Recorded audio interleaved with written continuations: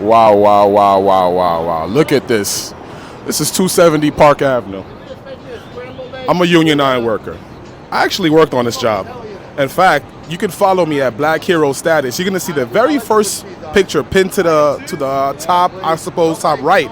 You're gonna see me hanging off of a float on the Madison side about 200 some odd feet in the air. And a lot of people reach out to me and they say, this thing is epic.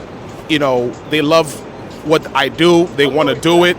And I'll say this, your contribution, whether you're here in New York, Pennsylvania, Oregon, or in the South, it's gonna be felt because you are building America.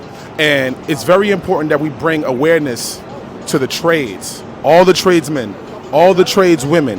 It's very important that you guys understand safety, you guys understand organizing, and you guys understand that you guys have rights.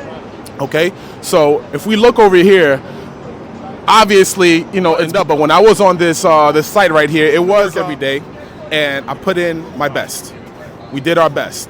I'll say this, the trades, they're booming, okay? We're gonna need more people coming in now more than ever because of where we're at.